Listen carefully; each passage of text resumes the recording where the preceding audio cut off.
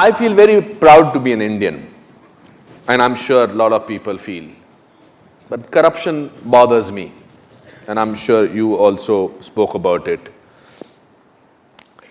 How do you think spirituality can help get rid of corruption to some extent? So let's understand this corruption, because it's a very important thing that everybody understands this properly in its right perspective, rather than reacting against a bunch of people who are in an advantageous position, okay? Why I want you to understand this is because for the first time in the history of independent India, the 64 years, that means 2 generations of people, they have at least 50 to 60% of them have had such a bad deal. Today you and me will talk all this and go home and eat well. Correct. There's a whole bunch of people, almost 400 million people, who cannot do that.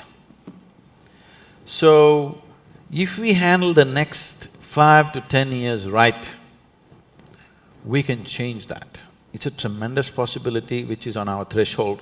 There's an economic possibility sitting on the threshold. If we conduct this right, we can change their lives. Those people who have not eaten properly, those children who are malnourished, which have the highest level of malnourishment, those who are not educated, those who don't have opportunities, those who are in that horrible social and economic pit, their lives can change in the next 5 to 10 years if we conduct our act right.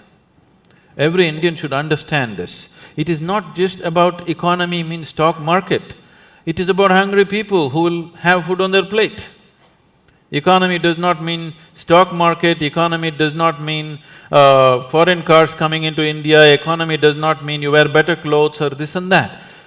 Improving economy means there will be no hungry children in the country, which is something all of us should do something about.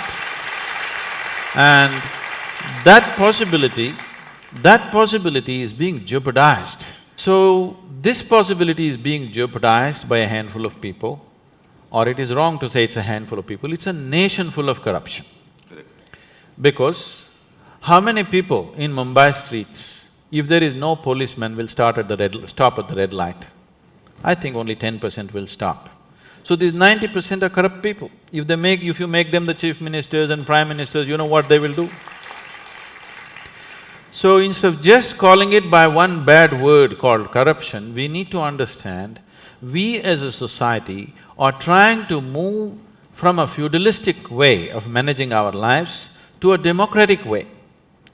The democratic way has still not sunk into us. Democracy will not happen with an active sense of education as to what is democracy, what is the power of democracy, what it means, what is the responsibility of living in a democratic society.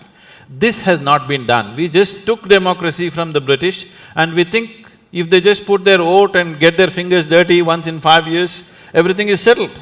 No, we have not educated people. We are still a feudalistic society acting to be democratic.